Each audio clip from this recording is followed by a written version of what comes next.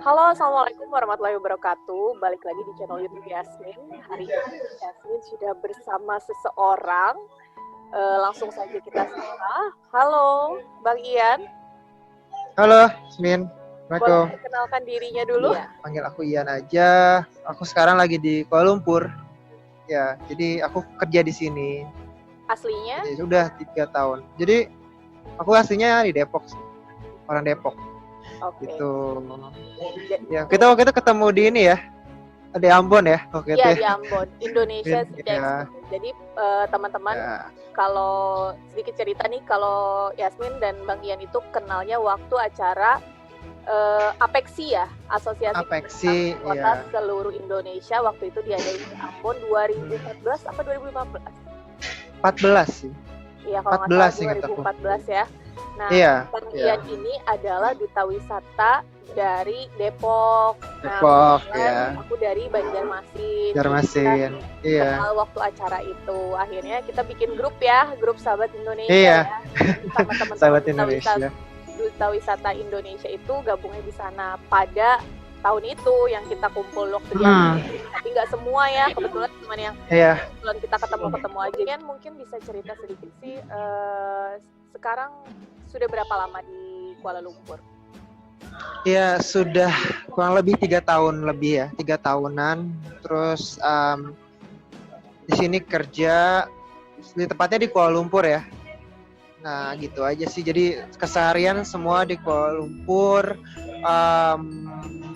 Ya di sini mungkin waktu itu pernah balik lagi ke Indonesia sih sekitar 3 bulan ya.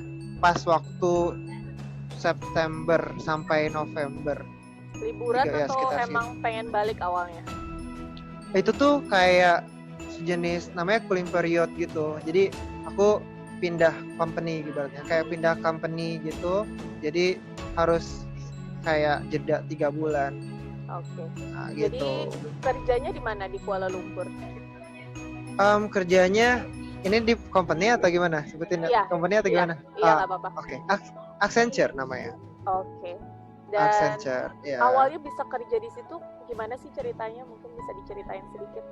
Ceritanya, jadi waktu itu tuh di grup gitu lowongan pekerjaan di Malaysia gitu kan. Terus di situ intinya ngasih tahu kalau misalnya jadi kayak ada market Indonesia gitu, butuh Indonesian speaker.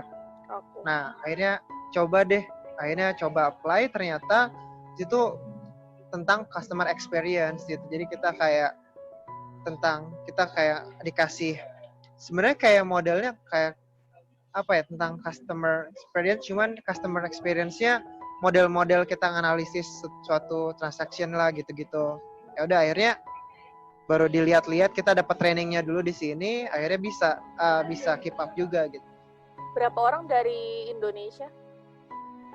Indonesia banyak sih di sini.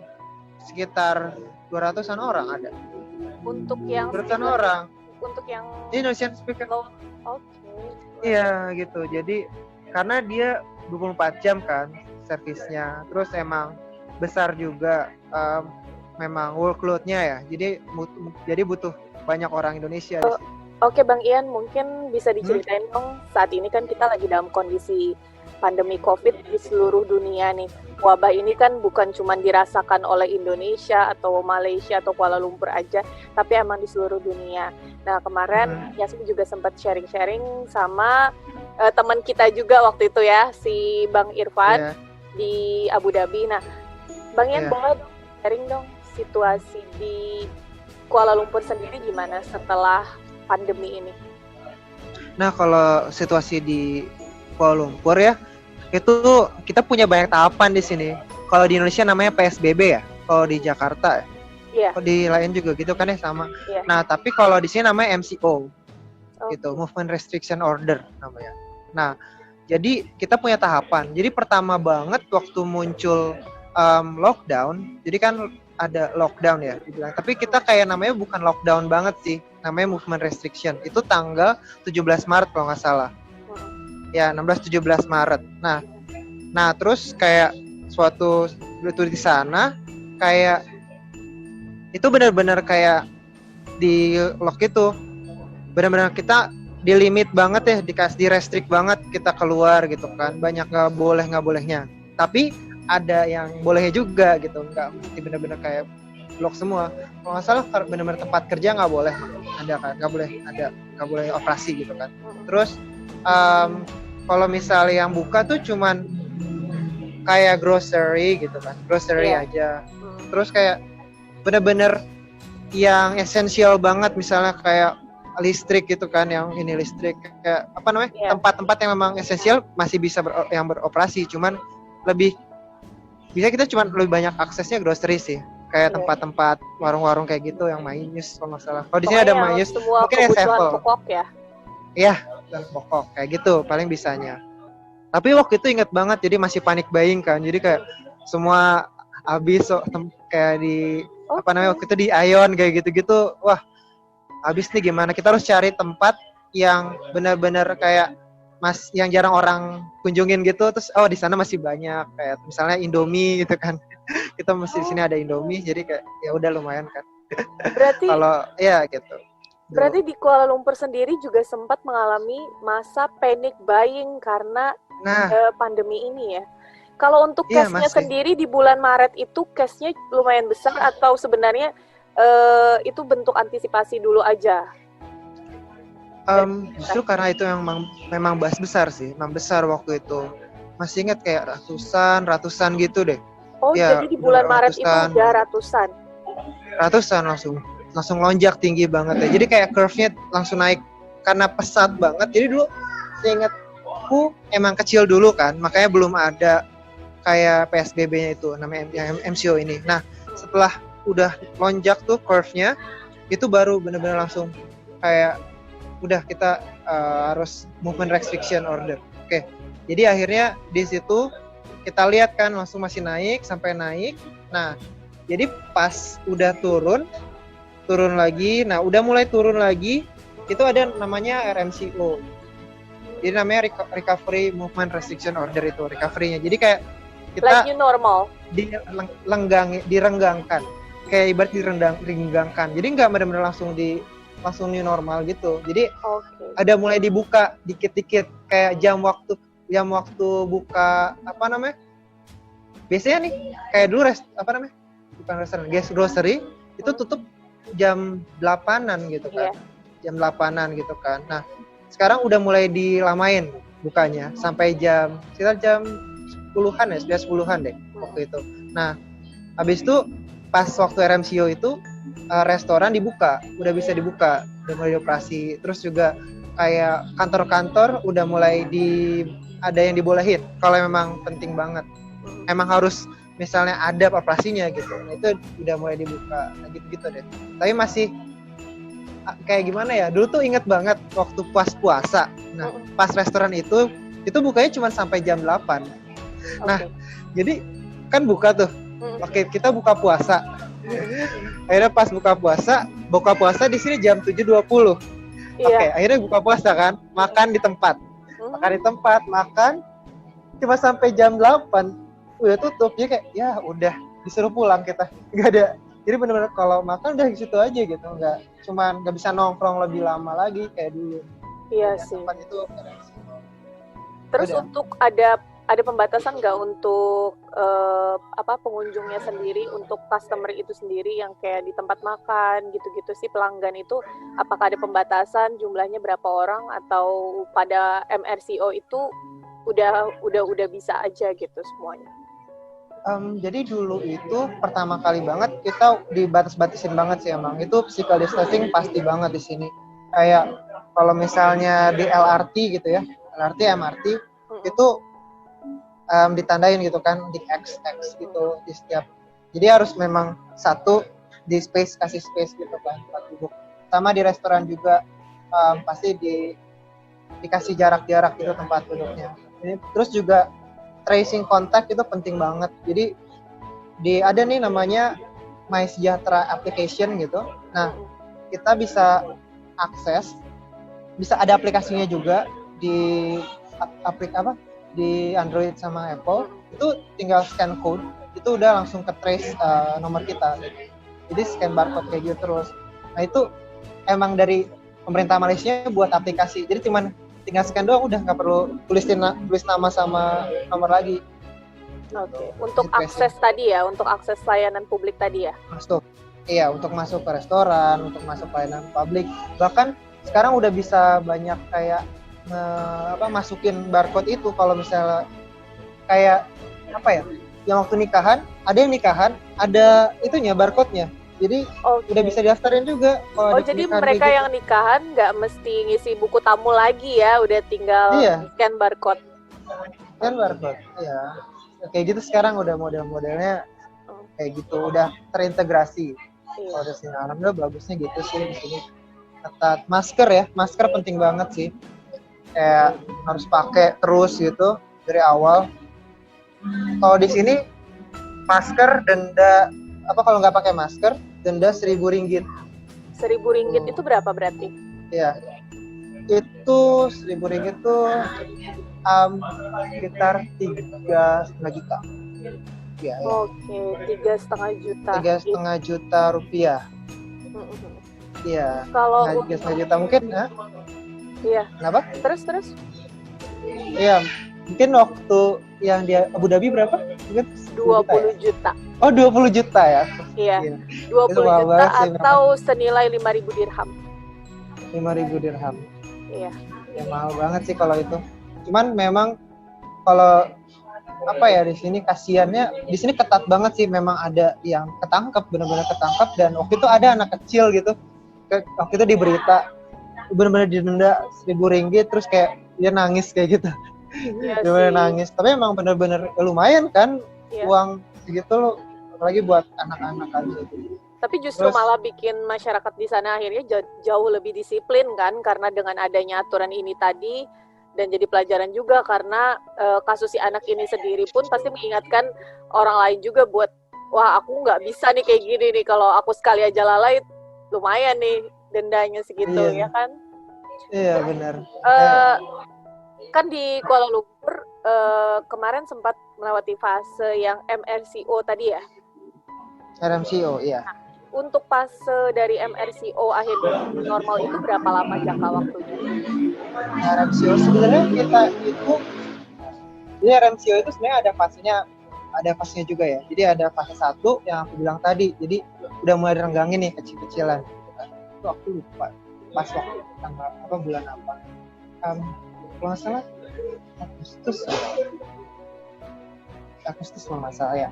Agustus. Nah, habis itu September itu mulai ada fase berikutnya.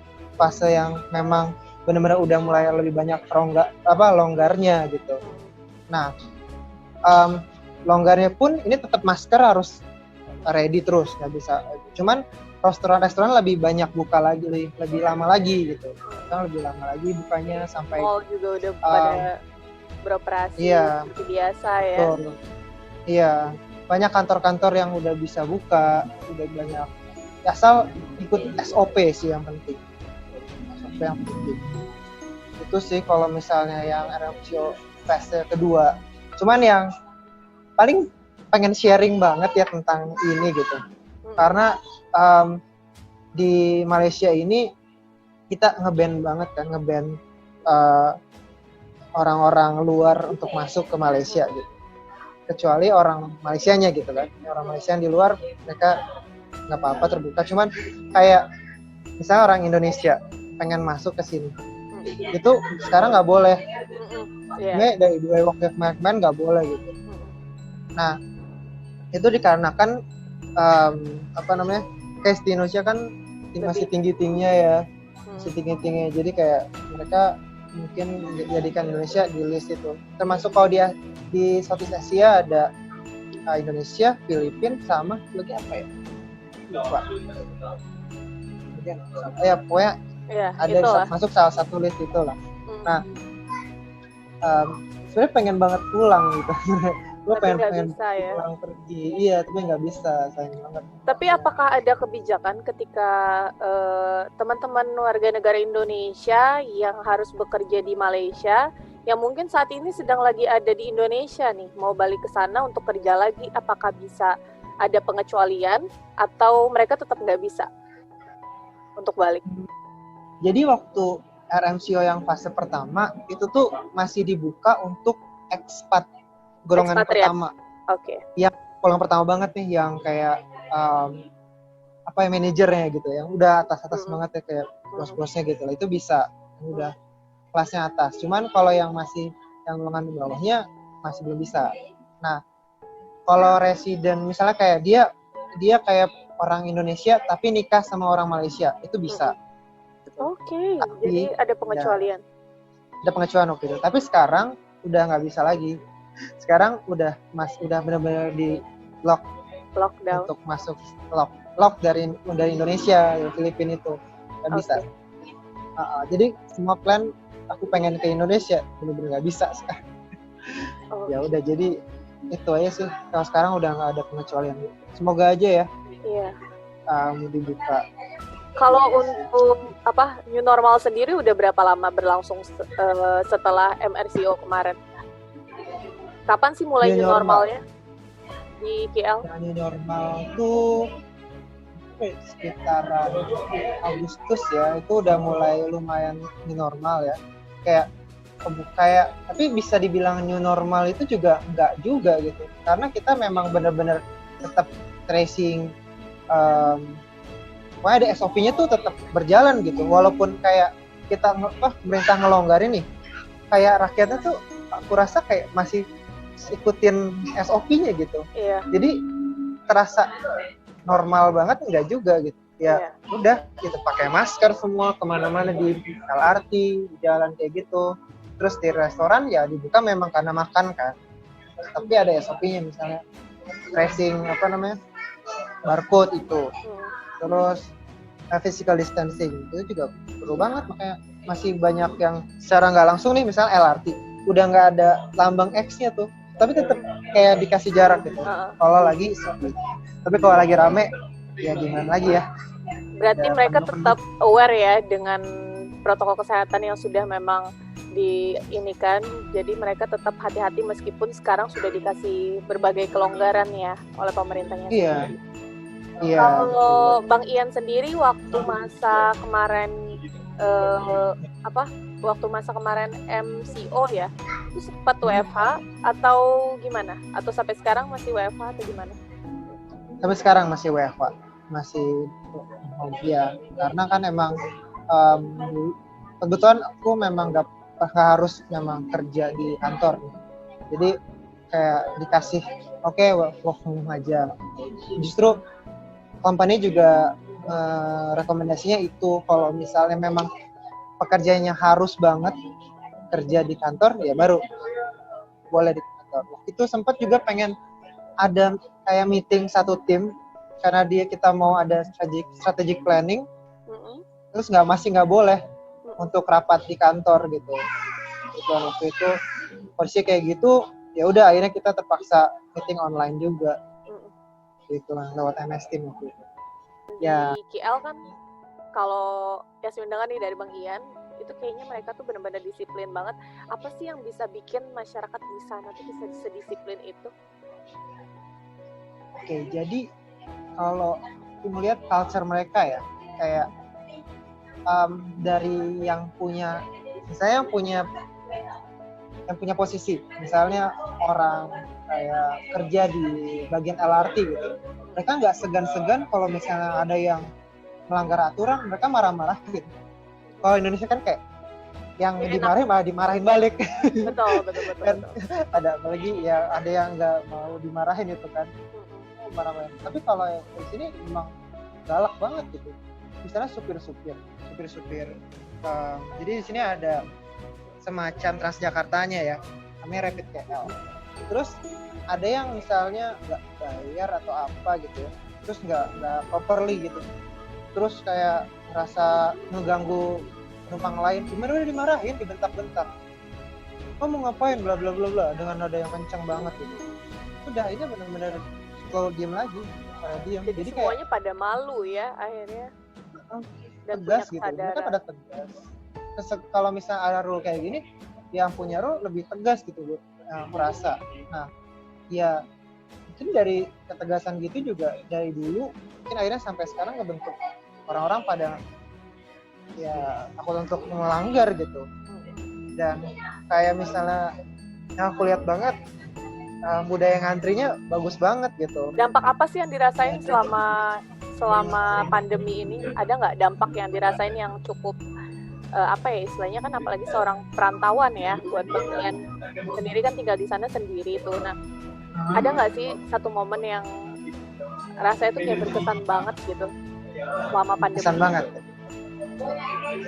Oke. Paling berkesan selama pandemi. Aku sih sebenarnya yang paling berkesan itu di saat aku jadi lebih sering masak. Aku aku lebih suka masak sih sekarang dibandingkan dulu. Kayak dulu apa beli gitu. Karena Kayak emang waktunya juga nggak ada ya. iya, waktu itu kayak kan restoran udah pada tutup kan. Terus akhirnya pada beli makanan, terus makanan praktis terus kan, instan terus gitu. Ya udah akhirnya beli sayur-sayur misalnya, terus ayamnya ayam mentah aja kan akhirnya. Awalnya mungkin kayak yang langsung masak gitu doang juga, tapi sekarang mama kayak coba pakai bumbu sendiri yang tepungnya gitu-gitu. Terus seru juga kayak buat nasi goreng macam-macam, masukin sayur-sayur. Ternyata kadang makan kita bisa masak sesuatu yang lebih enak dibandingkan restoran, karena kita yang sendiri ngatur kan rasanya kayak gini. Kalau kita belajar rasa-rasa kayak nggak mesti harus pakai mecin ya, itu beda lagi. Tapi kayak aku sih suka coba-coba, misalnya sos masukin, terus ada kayak ladanya segimana ya, kayak eksperimen lah jadi di makanan. Ya itu sih Jauh berkesan. lebih kreatif ya. Kreatif ya. Jauh lebih kreatif karena pandemi ini, justru malah lebih rajin masak, jadi jago masak juga. Bergeser dari pandemi ini. Bergeser dari pandemi, kan baru-baru ini nih lagi ramai juga berita kalau di KL lagi ada ini ya, banjir bandang ya. Iya. Itu gimana sih ceritanya? Maksudnya untuk daerah Bang Ian sendiri apakah terasa dampaknya atau seperti apa? Kalau di tempat aku banget ya, kan di Kuala Lumpur, tepatnya di Setiawaksa. Nah, itu kayak di sekitaran tempat aku sih yang kena dampaknya gitu, yang benar-benar banjir kayak di Mangsa Maju ya. Aku ada sekitaran situ yang mungkin karena memang air hujannya lebat banget waktu itu, memang kencang banget ya hujan tuh seharian penuh gitu, kayak awet banget. Jadi mungkin kayak yang menampung di situ kayak misalnya danaunya nggak cukup lagi, akhirnya nutup jalan. Genang di jalan ya. Genang aja di jalan, karena mungkin sanitasinya juga ya nggak cukup lagi. Kayak ibaratnya cerobong ya. Iya kayak filter gitu. Kayak dia airnya banyak, terus akhirnya kan macet tuh karena cerobongnya sih kayak pipanya itu kayak nggak cukup, harus sedikit-sedikit, jadi kayak lambat aja sih masuk, tapi udah langsung reda lagi. Karena jadi kondisi sekarang tuh udah membaik ya? Membaik karena relatif bagus sih sebenarnya, kayak drainasenya. Oh iya, aku tertarik nih ngebahas tentang warga negara Indonesia yang tinggal di KL. Ada nggak sih hal unik yang mungkin bisa dibagiin ke teman-teman semua ini? Mungkin banyak juga yang penasaran gimana sih rasanya kerja di luar negeri sebagai warga negara Indonesia. Itu unik sih. Di sini banyak banget ya memang orang Indonesia gitu ya, yang kerja, yang kuliah gitu kan. Kebetulan ya orang yang mau kuliah di sini lagi udah pulang ke Indonesia waktu itu ya. Pas masuk lagi ke sini nggak bisa. Banyak tuh yang ngeluh juga kan di berita. Nah, kayak baik lagi tadi ada kuliah, kerja, ada yang TKI juga kan. TKI itu juga memang di sini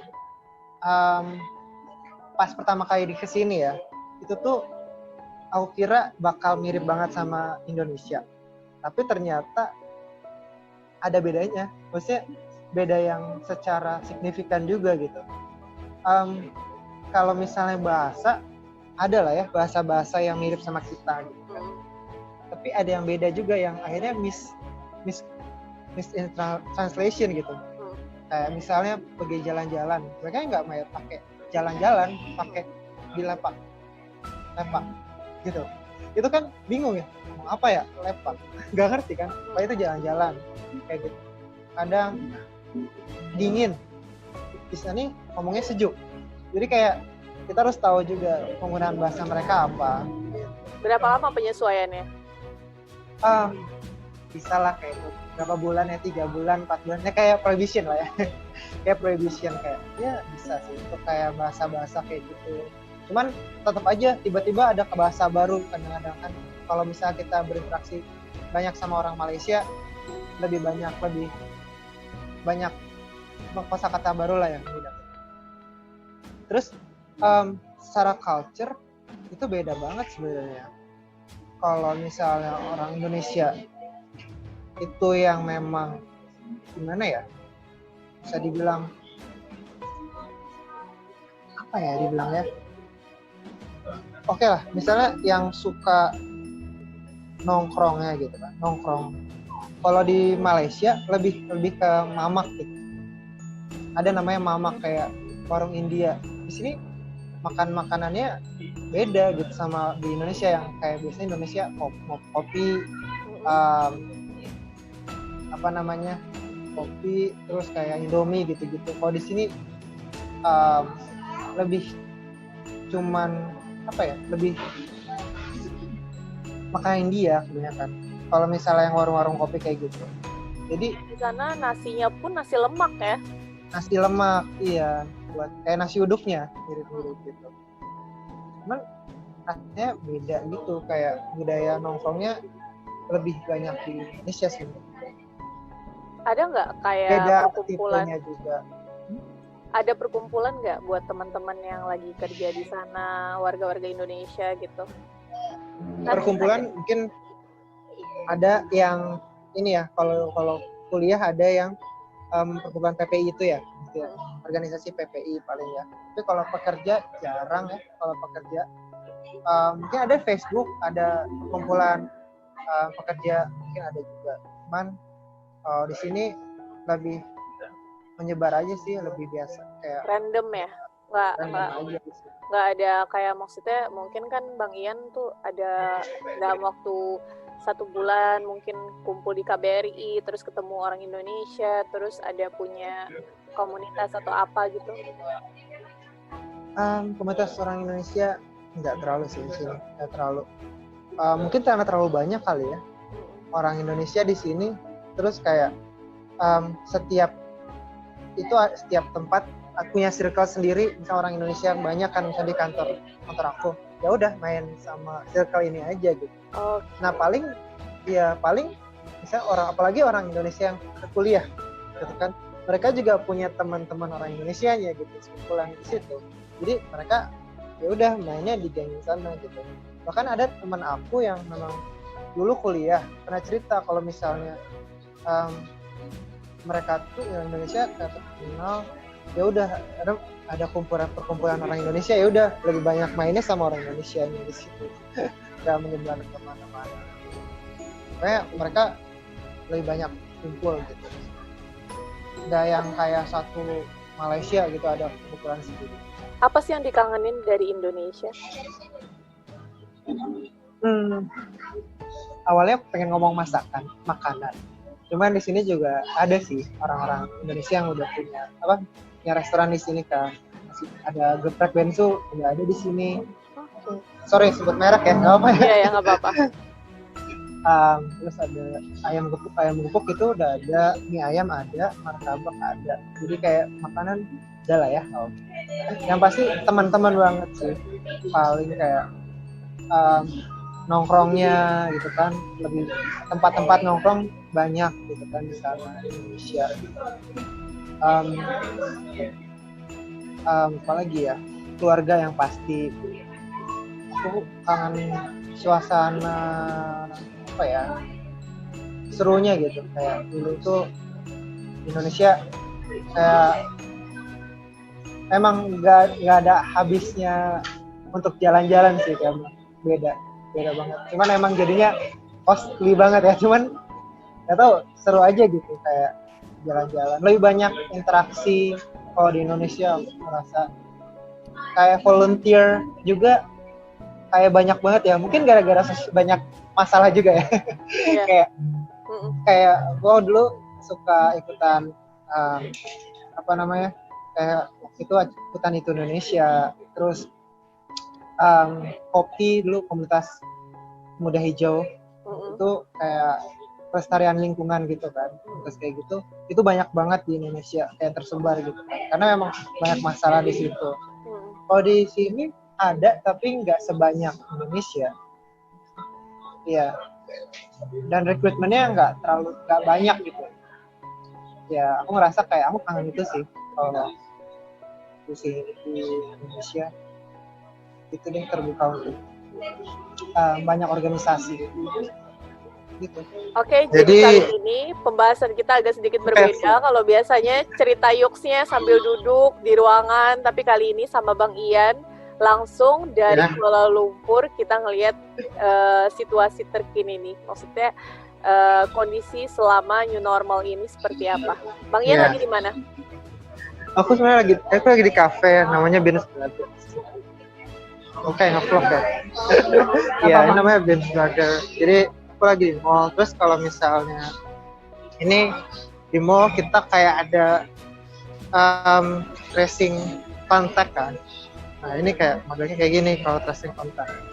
Oke, jadi yang barcode yang Ada dijelasin Bang Ian satpamnya. tadi di sana ya? Iya, ini ada kelihatan nggak? Ini ada Kelihatan. kayak My Sejahtera app. Jadi kayak itu aplikasi yang dibuat sama dari kerajaan Malaysia untuk bisa tracing kontak, untuk bisa ngasih informasi juga yang terkini kayak case-nya, terus ada klaster apa aja yang kira-kira banyak terjadi case itu. Soalnya sekarang gini modelnya, kalau di Malaysia mereka nge-trace cluster gitu. Jadi tempat mana aja yang kira-kira berpotensi, misalnya lagi banyak case-nya di sana, mereka harus kayak investigasi di situ gitu.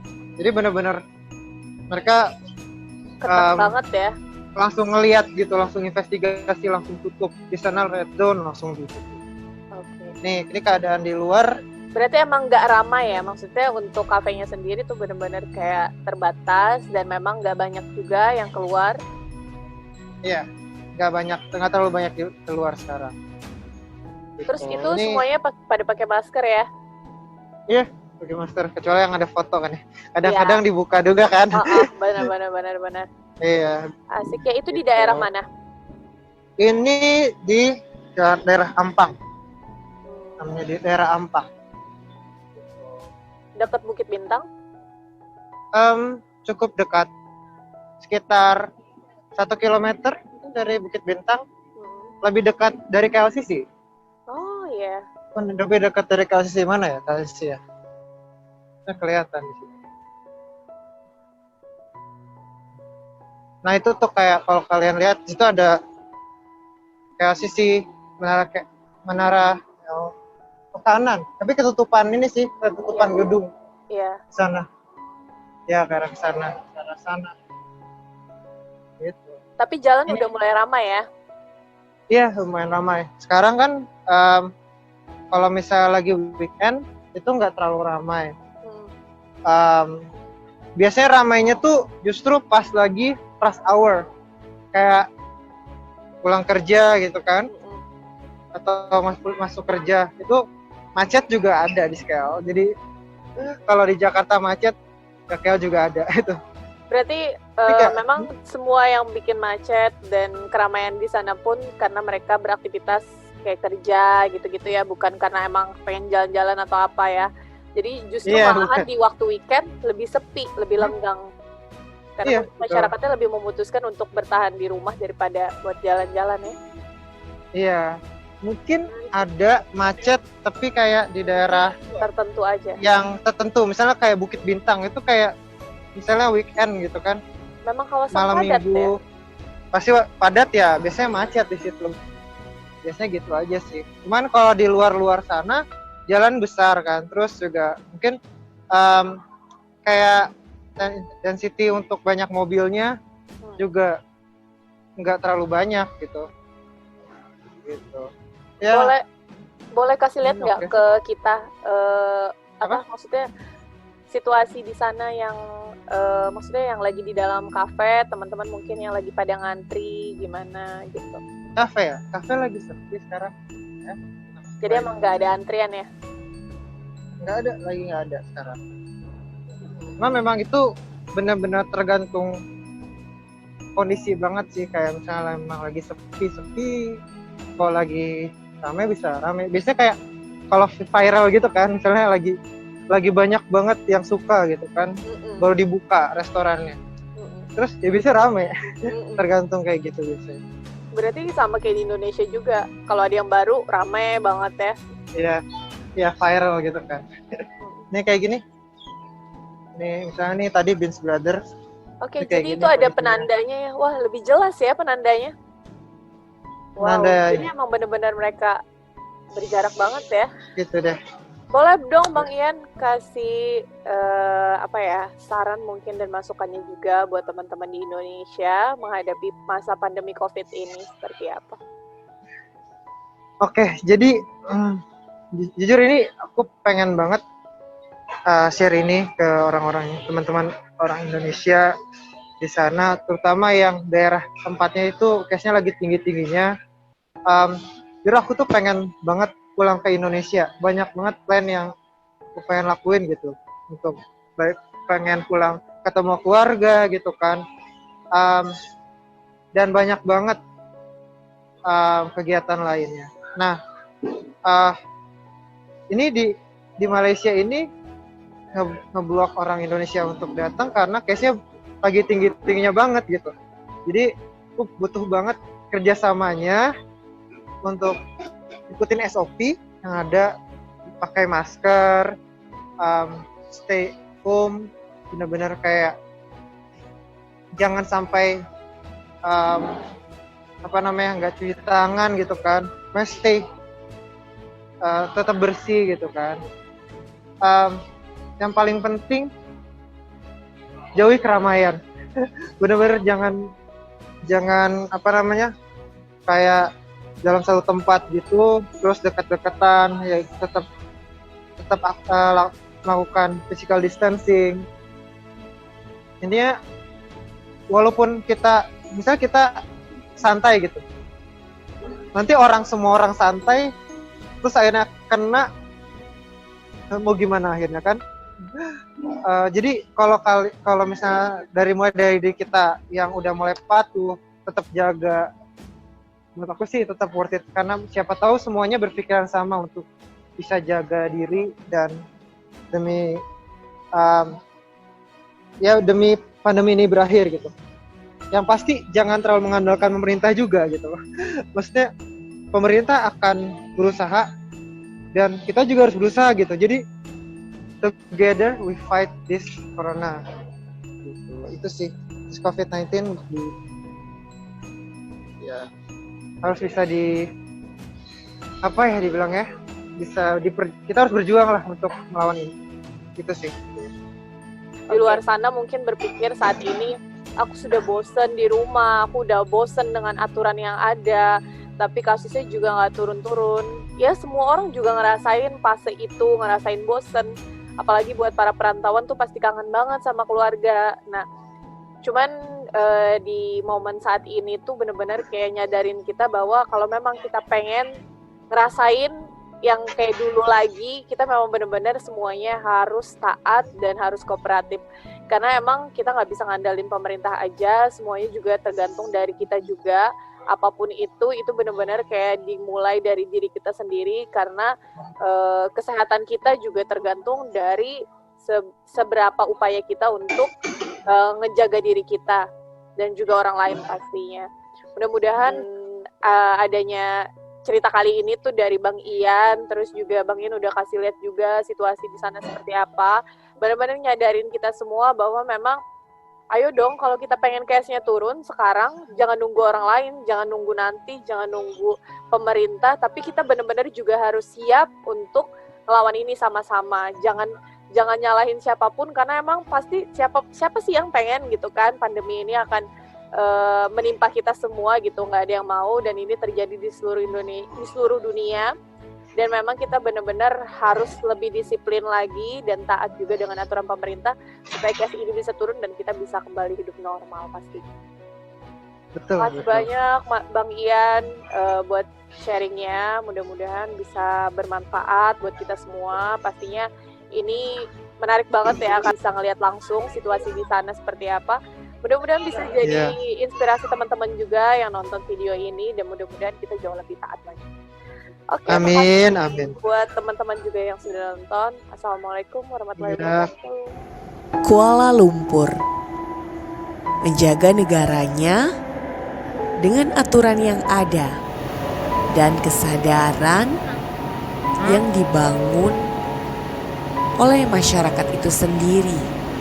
Begitupun Indonesia bukan tidak mungkin terbebas dari COVID-19 selagi kita mau taat bersama.